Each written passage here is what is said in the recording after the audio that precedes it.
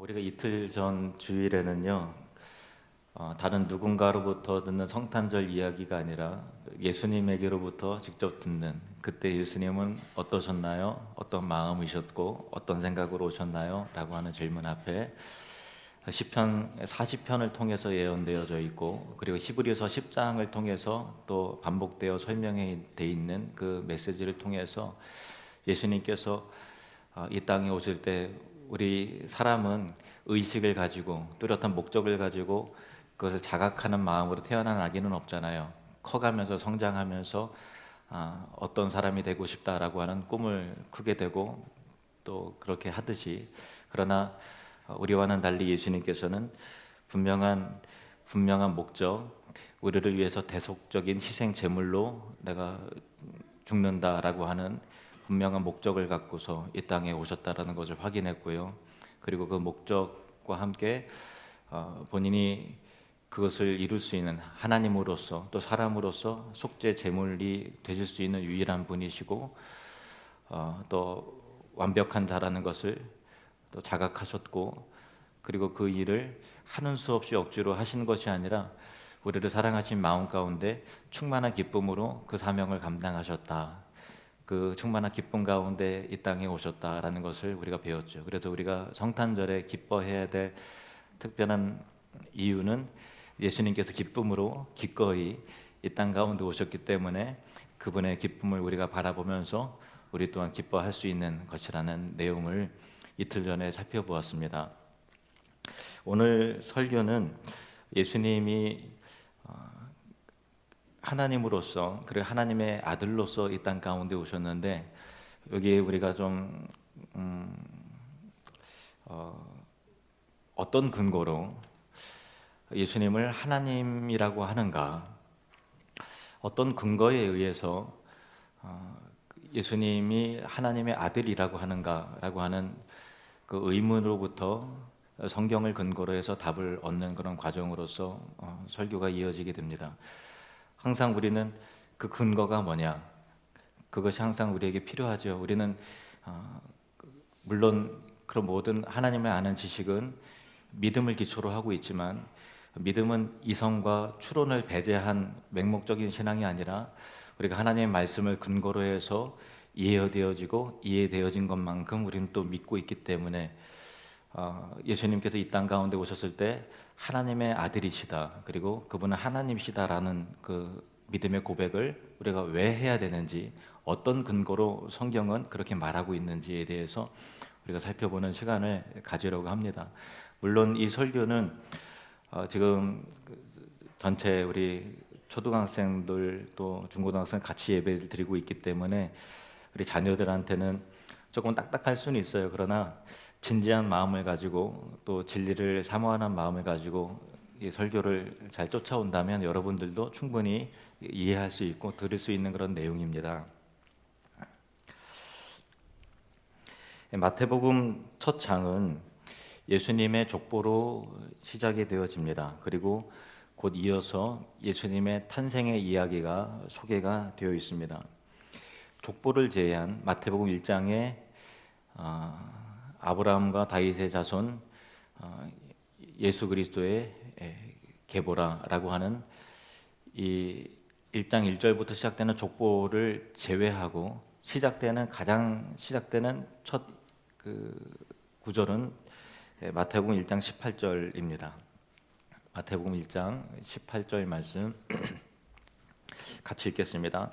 예수 그리스도의 나심은 이러하니라. 그의 어머니 마리아가 요셉과 약혼하고 동거하기 전에 성령으로 잉태된 것이 나타났더니. 아멘. 이는 예수님의 삶의 이야기를 시작하는 데 있어서 굉장히 중요하고 또 주목해야 되는 그런 사실입니다. 예수님이 사람이셨다는 것은 틀림없는 사실이죠. 이것은 예수님을 믿지 않는 사람도 최소한 예수님이 사람이셨다는 것은 다 믿고 있으니까 분명한 사실입니다. 예수님의 족보가 있었다라는 것 자체가 우리와 똑같은 그 사람이라는 것을 의미하는 것이죠. 그분은 아브라함의 후손이셨고 또 다윗 왕의 후손이셨습니다. 이처럼 예수님은 우리와 같은 그런 동일한 인간이셨습니다. 그런데 여기서 조금 더 언급해야 될 사실이 있습니다. 이 마태는 한 사람을 말하고 있는데 그분은 인간 아버지의 수고가 없이 잉태된 그런 특별한 분이라는 것을 성경은 기록하고 있습니다. 예수님의 임신에 있어서 남성의 역할은 하나님의 성령에 의해서 대신된 그런 특별한 출생이 이루어졌음을 마태가 기록하고 있는 것이죠. 인류의 전 역사 속에서 그 어떤 사람도, 저와나 여러분이나 우리가 경험적으로 살펴볼 때 어떤 사람도 그와 같은 특별한 방법에 의해서 출생되고 잉태된 사람은 단 한 사람도 없었습니다. 그래서 우리는 이 부분에 대해서 충분히 의문을 가질 수가 있겠죠. 그리고 그분은 출생도 우리와 달랐지만 그분의 인생의 끝도 우리와는 특별히 달랐습니다. 2000년 전에 태어난 이분은 과연 누구일까요? 어떤 분일까요? 우리는 이에 대한 답변을 얻기 위해서 누구를 만나야 될까? 누구를 만나서 보다 더 정확한 정보를 알아야 될까라는 그런 생각을 하게 됩니다. 하나님의 천사인 가브리엘은 성탄절 이야기에서 적어도 2번 이상 나타나게 되는데, 첫 번째는 세례 요한의 출생에 앞서서 그 세례 요한의 아버지 사가랴를 만나서 그 출생을 예고하는 그런 부분에 이 첫 번째로 이 가브리엘 천사가 등장을 하고요. 2번째는 예수님의 육신의 어머니인 마리아에게 나타나서 예수님의 출생 소식을 알리는 그 역할을 한 천사가 바로 가브리엘입니다. 이 가브리엘 천사가 마리아에게 나타나서 다음과 같이 말합니다. 누가복음 1장 30절에서 33절 말씀을 보시겠습니다. 시작. 천사가 이르되 마리아여 무서워하지 말라. 내가 하나님께 은혜를 입었느니라. 보라 내가 잉태하여 아들을 낳으리니 그 이름을 예수라 하라. 그가 큰 자가 32절에 그가 큰 자가 되고 지극히 높으신 이의 아들이라 일컬어질 것이요 주 하나님께서 그 조상 다윗의 왕위를 그에게 주시리니 영원히 야곱의 집을 왕으로 다스리실 것이며 그 나라가 무궁하리라. 아멘.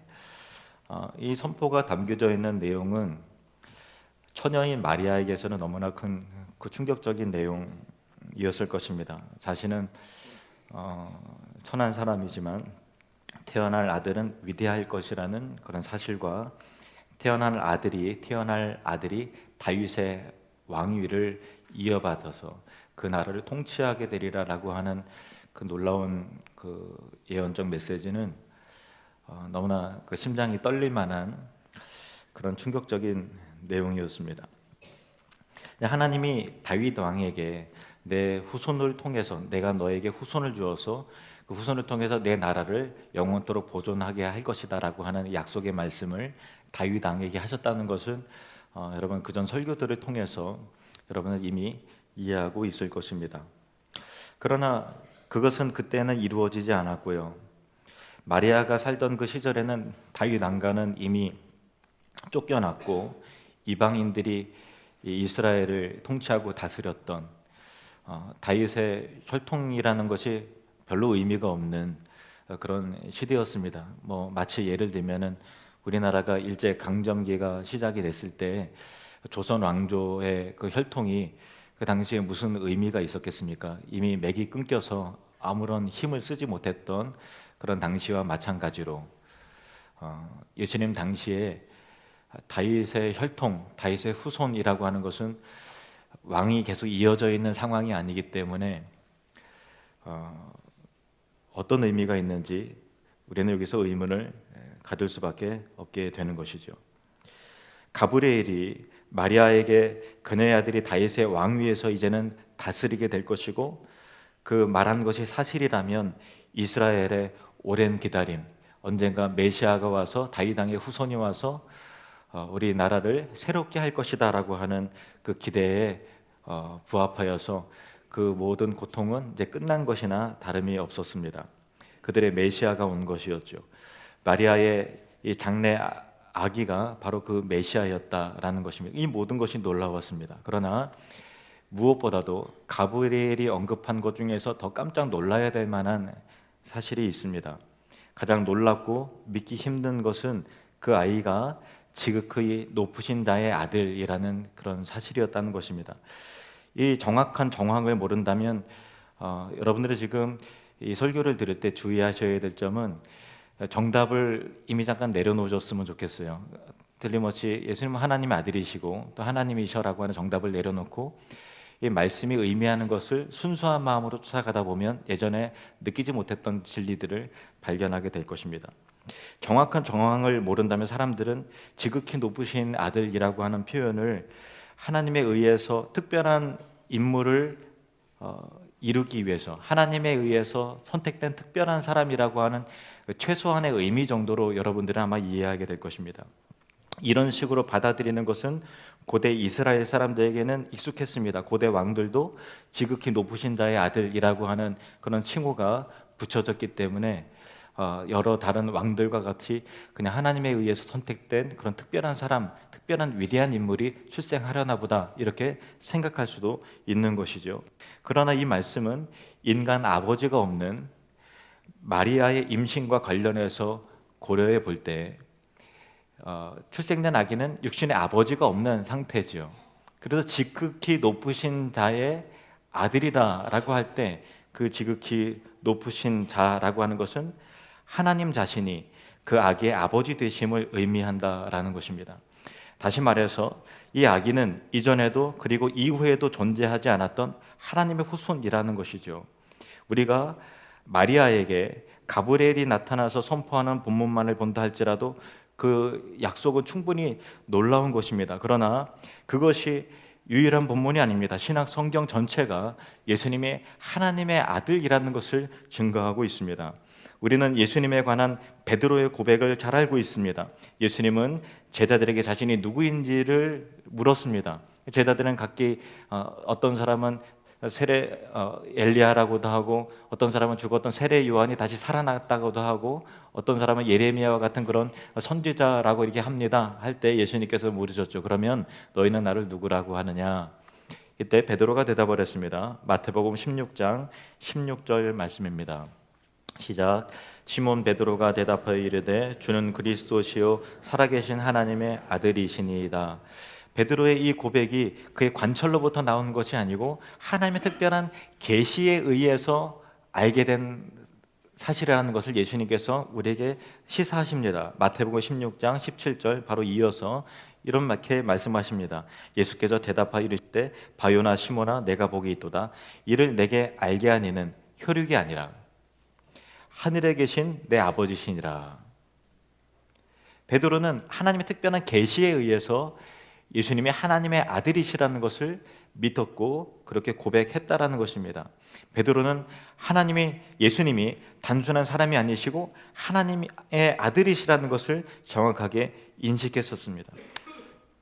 예수님은 성육신하신 하나님이셨습니다. 우리는 요한 1서에서 이와 관련된 이야기를 또 들을 수가 있습니다. 요한 1서에 언급된 그리스도인들은 예수님이 육체로 오심을 부인하는 성육신하신 자임을 부인하는 사람들 가운데서 굉장히 혼란스러워하고 그의 믿음이 굉장히 흔들렸던 상황 속에 있었습니다. 그래서 사도 요한이 편지를 써서 그들의 믿음을 굳건하게 세우기 위해서 요한 1서를 기록을 했는데 요한 1서 4장 2절에서 3절 말씀을 보시겠습니다.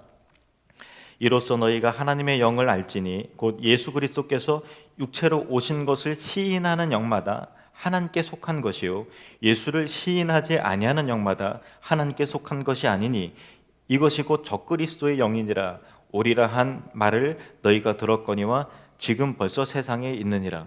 여기에서 사도 요한은 거짓 교사들을 예수 그리스도의 인성과 신성을 부인하는 적그리스도의 자식들이다라고 신랄하게 비판하고 있습니다.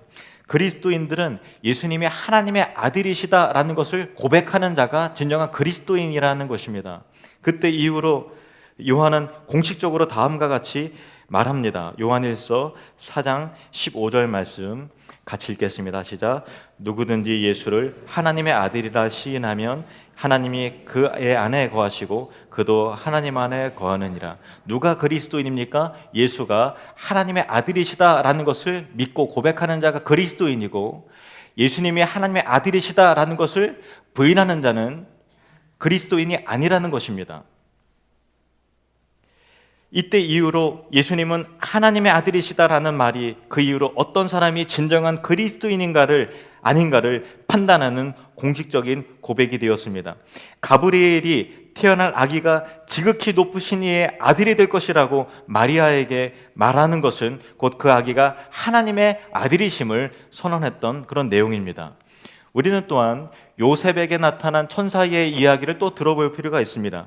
요셉에게 나타난 천사는 마태복음 1장 18절에서 24절에 묘사되어 있는데 이 천사의 이름은 특별히 등장하지 않았습니다. 가브리엘일 수도 있고 아닐 수도 있습니다.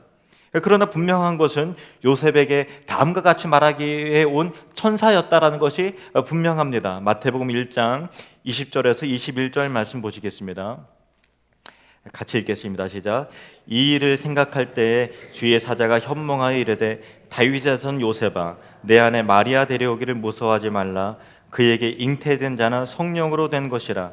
아들을 낳으리니 이름을 예수라 하라. 이는 그가 자기 백성을 그들의 죄에서 구원할 자이심이라 하니라. 아멘. 제가 21절을 우리 다시 한번 읽어보겠습니다. 시작. 아들을 낳으리니 이름을 예수라 하라. 이는 그가 자기 백성을 그들의 죄에서 구원할 자이심이라 하니라. 예수라는 말은요, 예수라는 이름의 의미는 같이 한번 따라 볼까요? 여호와가 구원하신다. 여호와가 구원하신다. 이게 예수라는 말의 의미예요. 여호와는 구원이시다. 혹은 여호와가 구원하신다. 뭐라고요? 예수.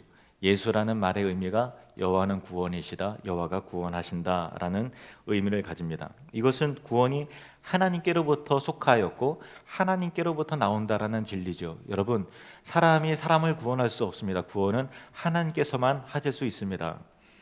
요나서 2장 9절 말씀을 우리 같이 읽겠습니다. 요나서 2장 9절 말씀 시작. 나는 감사하는 목소리로 주께 제사를 드리며 나의 서원을 주께 갚겠나이다. 구원은 여호와께 속하였나이다 하니라. 구원은 여호와께 속하였습니다. 여호와가 구원하신다라고 하는 이 칭호는 많은 사람들에 의해서 그들의 이름으로 사용되어졌습니다. 여러분이 잘 아시는 여호수아나 호세아 선지자의 이름도 그 발음은 다르지만 동일한 의미를 가진 이름이었습니다. 여호와가 구원하신다, 여호수아. 여호와가 구원이시다, 호세아. 예수, 똑같은 이름입니다. 그런데 여호와 혹은 야훼라고 하는 이름은 구약에서 성부의 하나님을 지칭하는 데만 쓰이는 것이 아니고요, 삼위 하나님, 하나님 자체를 지칭할 때 쓰이는 이름이에요. 누구의 이름이라고요? 하나님의 이름, 여호와 혹은 야훼입니다.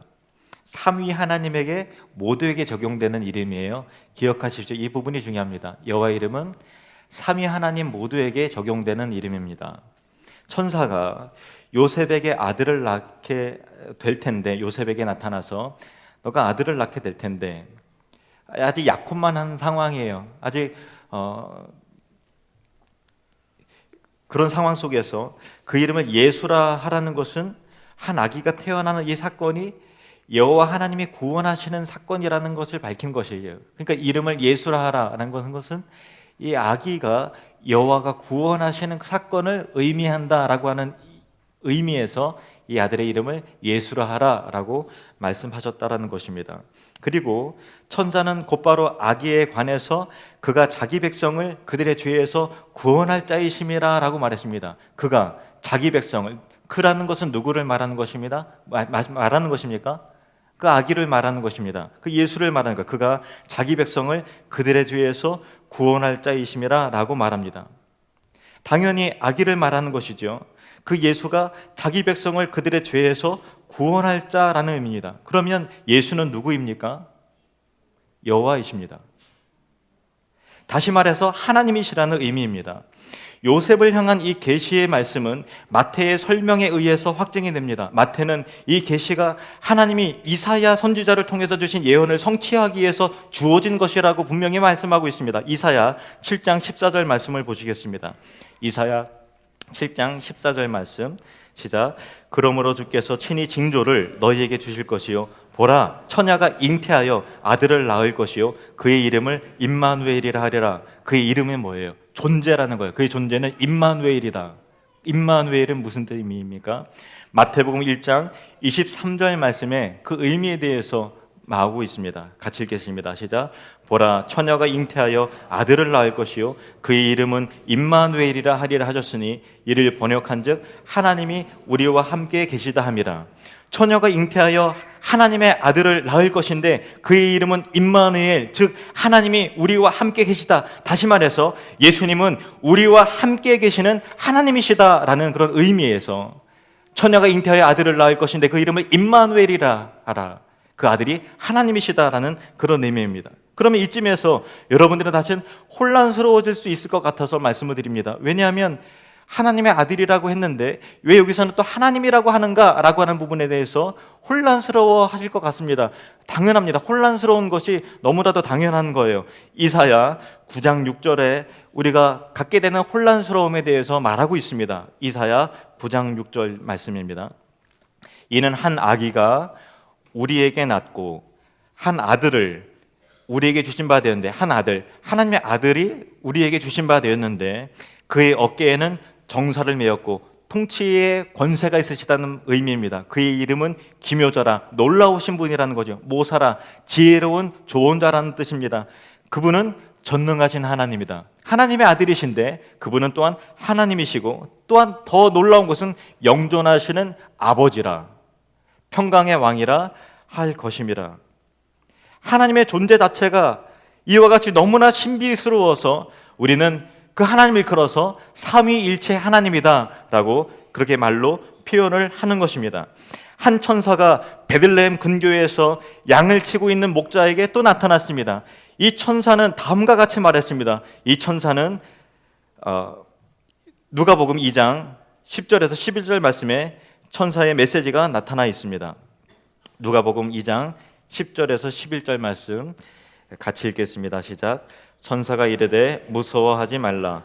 보라, 내가 온 백성에게 미칠 큰 기쁨의 좋은 소식을 너희에게 전하노라. 오늘 다윗의 동네에 너희를 위하여 구주가 나셨으니 곧 그리스도 주시니라. 이 천사는 목자들에게 그 아기에 대해서 뭐라고 말합니까? 그분은 그리스도이시며 우리의 주님이시다, 이렇게 말하고 있습니다. 정리를 하겠습니다. 가브리엘 천사가 마리아에게 나타나서 태어날 아기는 누구라고 말했습니까? 하나님의 아들이라고 말했습니다. 또 다른 천사가 나타나서 요셉에게 나타나서 그 아기는 누구라고 말했습니까? 여호와 하나님이시다라고 말했습니다. 그리고 목자에게 나타나서 그분은 누구라고 말했습니까? 그리스도시며 주님이시다라고 말했습니다. 이 천사가 3번 나타나서 이 아기는 하나님의 아들이시지만 동시에 우리를 구원하는 여호와 하나님이시고 그분은 우리의 구원자이신 메시아이시며 그분은 우리의 만왕의 왕이신 주님이시다라고 그렇게 선언을 했던 것입니다. 우리가 이 문제에 관하여 묻기를 원하는 가장 중요한 분이 한 분 더 있어요. 천사들 말고 한 분 더 찾아가야 됩니다. 그분은 바로 성부 하나님이십니다. 우리는 아기의 혈통에 관해 이야기함으로써 결국에는 아버지라고 알려진 이에게 당신이 정말 이 아기의 아버지가 맞습니까? 라고 질문할 수 있습니다. 예수님은 3번에 걸쳐서 천사가 나타남으로써 하나님의 독생자이심이 선언이 되었습니다. 그렇다면 성부 하나님은 그분은 뭐라고 말씀하실까요? 성부 하나님은 나사렛 예수님을 자신의 아들로서 인정하시는가? 라고 하는 질문을 우리는 가질 수가 있습니다. 예수님께서 공생애를 시작하실 때 세례 요한의 세례를 받으시고 물에서 나오실 때 하늘이 열리고 하나님의 성령이 그에게 비둘기같이 임하면서 하늘에서 음성이 들렸습니다. 마태복음 3장 17절 말씀을 보시겠습니다. 시작. 하늘로부터 소리가 있어 말씀하시되 이는 내 사랑하는 아들이요 내 기뻐하는 자라 하시니라. 아멘. 이는 내 사랑하는 아들이요. 이것이 하나님의 음성이자 증언이었습니다. 예수님이 하나님의 아들이시라는 사실에 대해서 천사들이 이 진리를 선포했고 그리고 성부 하나님도 이 사실에 대해서 분명히 확증하셨다라는 것입니다. 이제 한 가지만 더 남았습니다. 바로 더 이상의 증인들을 찾기보다는 하나님 자신의 증언에 겸허히 우리 자신의 고백을 덧붙이는 것입니다. 성탄절의 이야기가 하나님의 아들에 관한 것인가? 예수님은 우리와 함께 하시는 하나님이신가? 그렇다면 우리도 그분을 인정해야 되죠. 그분을 경배함으로써, 그리고 우리의 삶이 순종으로써 예수님이 스스로에게 분명히 선언하신 바를 드러내야 하는 것입니다. 실제로 도마는 그렇게 했습니다. 제자들을 부르시고 하나님의 왕국을 도래하고 선포하기 시작하셨던 예수 그리스도의 초기 사역에 도마는 제자가 되어서 예수님을 믿고 따랐습니다. 그리고 예수님께서 제자들에게 너희는 나를 누구라고 하느냐라고 했을 때 베드로가 이와 같이 고백을 했지요. 마태복음 16장 16절 말씀입니다. 시작. 시몬 베드로가 대답하여 이르되 주는 그리스도시요 살아계신 하나님의 아들이시니이다. 베드로가 고백했던 이 믿음의 고백과 더불어서 도마도 그 믿음의 고백과 동일하게 했습니다. 그런데 이 모든 일이 도마가 기대했던 대로 진행되지 않았습니다. 예수님이 십자가에 매달리시는 그 날이 다가왔습니다. 이것은 도마의 기대와는 정반대였습니다. 그의 믿음은 산산이 부서졌습니다. 그래서 3일 후에 누군가가 예수님이 죽음에서 일어나셨다고 말해도 주어도 도마는 믿지 않았습니다. 그의 삶의 그 시기에 도마는 죽은 사람은 일어날 수 없다라는 자신의 신념을 버리지 못했습니다. 그러나 예수님은 도마가 믿건 말건 죽음에서 일어나셨고, 예수님은 도마에게 스스로를 나타내셨습니다. 그리고 한때 극단적인 회의감에 빠져서 예수님은 부활하실 수 없다고 그렇게 말했던 도마는 부활하신 예수님 앞에 엎드려서 다음과 같이 고백했습니다. 요한복음 20장 28절 말씀입니다. 같이 읽겠습니다. 시작. 도마가 대답하여 이르되 나의 주님이시요 나의 하나님이시니이다. 베드로는 분명히 주는 그리스도시요 살아계신 하나님의 아들이십니다 라고 고백을 했습니다. 그리고 도마는 부활하신 주님을 직접 만나고 나서는 당신은 나의 하나님이십니다 라고 고백을 했다는 사실입니다. 이것이 바로 우리가 해야 되는 일이죠. 천사들이 나타나서 요셉에게 그리스도가 하나님의 아들이시라고 증언했다라는 그 사실에서 그치는 것이 아니라 우리의 고백이 되어지길 원합니다. 주님은 하나님의 아들이십니다. 천사가 요셉에게 나타나서 그분은 우리를 구원하시는 여호와 하나님이시다라고 하는 선언 가운데 우리가 고개만 끄덕이는 것이 아니라 우리의 믿음의 고백이 덧붙여지기를 원합니다. 예수님은 우리를 구원하시는 하나님이십니다. 그리고 천사들이 목자들에게 나타나서 그가 그리스도요 우리의 왕 되신 주님이시다라는 선언 앞에 우리도 고개만 끄덕이는 것이 아니라 맞습니다. 그리스도는 나의 주님이십니다. 나의 메시아시며 나를 죄에서 구원하시는 구원자이십니다라는 고백을 하기를 원합니다. 우리는 십자가 처형 현장에 있던 백부장과 같이 고백해야 됩니다. 마태복음 27장 54절 말씀입니다. 같이 읽겠습니다. 시작. 백부장과 및 함께 예수를 지키던 자들이 지진과 그 일어난 일들을 보고 심히 두려워하여 이르되 이는 진실로 하나님의 아들이었도다 하더라. 기도하시겠습니다.